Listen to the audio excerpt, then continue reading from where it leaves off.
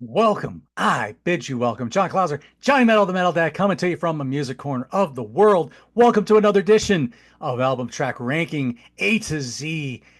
And today's letter is brought to you by the letter R. And there was a couple of places I could have gone with this. I could have talked about Raven. Probably could have even talked about Rainbow Rising.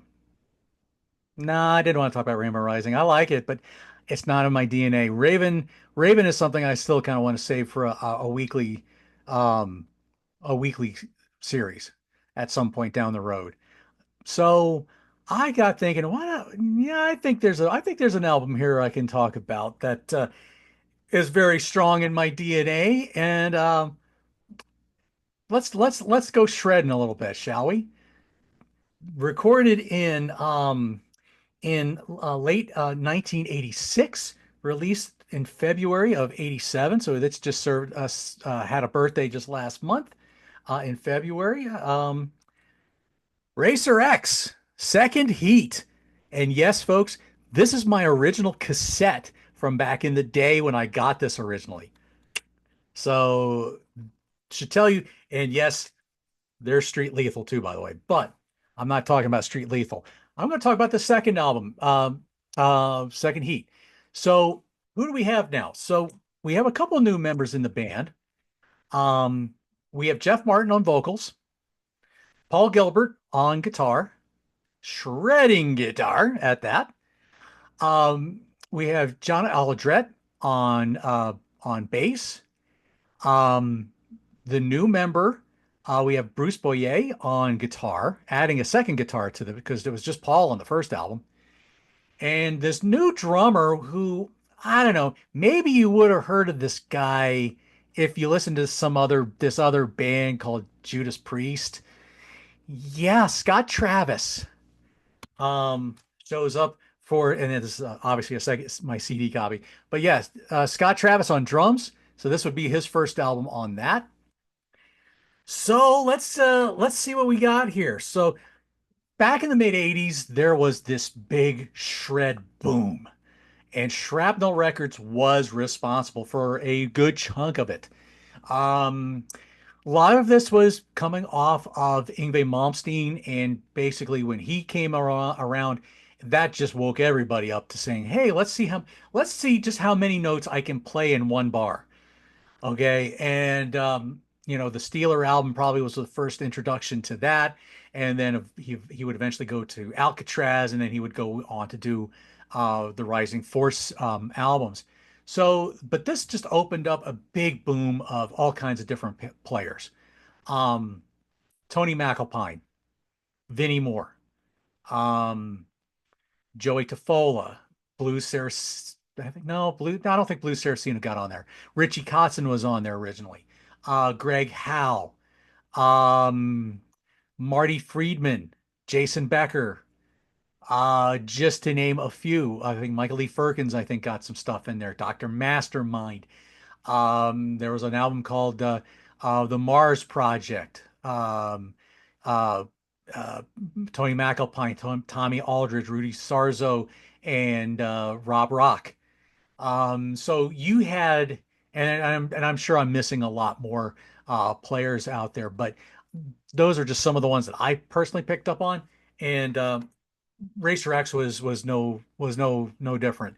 Um, I got to be I was friends with a guy whose family ran a music shop, and the parents gave them lessons. There was three sons. The one was a guitar player, another was a bass player, another was a drummer. And the guitar player son was he was getting into a lot of this stuff. So I was reading guitar magazines at this point. So I thought, let me check out what these guys are all about. So so I did, and this was my first into them. So we got 10 tracks. We've got two covers, and one instrumental. So let's get into this. So the number 10 song is going to be it's going to be track 4 on the CD. It's called Sunlit Nights. It's kind of a slower ballad, but they do mix in some shredding bits, of course. They have to. Uh, I don't know. The song just kind of it just falls flat. It's kind of weird to do a ballad with all this kind of crazy shredding going on. But it's not that bad of a song. It was never one of my personal favorites from this album. The number nine is going to be actually the number eight song on the CD, which is a cover of David Bowie's Moon Age Daydream. Um, Here again, eh, I would see Paul Gilbert at a record store, or not a record store, a guitar store back in 2005, and he did an example where he would take pop songs and would arrange them for a like a hard rock sound of guitar. And I think he did it with like a Madonna song. I want to say it was, I just remember it was a Madonna song. I can't remember which one off the top of my head. Um, but anyway, so and I think they did that with Moon Age Daydream. Again, you get a lot of shredding. I don't think it really worked for the song. It's not bad though.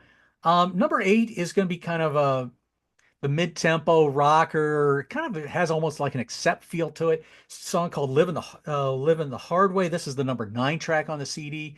Again, not a bad song, but they're trying to be more of a typical LA band here, and with the kind of chord voicings they did, and it works. It's not a bad song. It's got a good catch to it. It got some good catchy hooks to it. The number seven, my number seven track here is going to be the album closer, which is Lady Killer. Um, Again, strong way to end the album. Not a bad song. That definitely has that an LA feel to it. Number six is going to be track seven called Motorman. Another little more up-tempo song. Um, Still good song, good song. Number five is the album opener, Sacrifice. This has some good themes, guitar themes, good feel, good lyrics, strong opening track. Number four, this is going to be the other cover, and it's a song that Judas Priest wrote, but I don't think would actually make an album until something Halford had done. I want to say he did it around Resurrection. I could be wrong on that. Um, Not a bad. I mean, this is almost like Judas Priest with shredders, which Tipton and KK could certainly do their shredding, but this was different. I mean, this had a whole band of shredders, and I think I think this song works well. This was the different. That's definitely a better cover than Moon Age Daydream. Um, the number three song is going to be track five. It's called Hammer Away. I like the feel of this song. It's got a great urgency, nice guitar work again. Number two is going to be Gone Too Far. That's the second track on side one. Um, Again, I love the catchiness of this one. Nice themes in the guitars. Again, good shredding here, but this time had more emotion to it, which I really probably always why that song stuck out with me so much. Number one song for me off this album is the instrumental Scarified. Um, Paul Gilbert did his part of that song at that guitar clinic, and that was mind blowing. That was just absolutely mind blowing because, but Paul Gilbert, Bruce Boyer, and John Aladred, all of them are, and Scott, all four of them are just going ballistic on this song. Just shred heaven, start to finish. So there you go, folks. That's going to be my look at Second Heat by Racer X. After this album, they would do a live album called Live Extreme Volume, and that would be it for Racer X because Paul Gilbert would then go on to front this other little band called Mr. Big with, there's some other guy that played really good. Billy Sheehan or something like that. Yeah. No, they were an amazing band. I loved Mr. Big. Totally different vibe and sound from Racer X though. More melodic AOR with hard rock tendencies and that still that shred, but Paul Gilbert dialed it back a lot and man could pull out some good stuff within his time in the band. And they just finished, I think, their last gigs as a band because Pat Torpey had passed away some years ago, and Billy was involved in Winery Dogs and a couple of other projects. Paul was doing his own thing, and they now have decided to call it a day. But Mr. Big is another great band. But yeah, you can't go wrong with the some of the Racer X stuff. Some of that stuff was really good. Maybe not the best songs. It was just enough to show off the shredding techniques of everybody. But that was the thing back in the mid 80s for a lot of guitar players. Everybody was getting into that stuff. So there you go. Let me know what you guys think about this album if you're familiar with it. And hit me in the comments, like, share, subscribe, all that good stuff.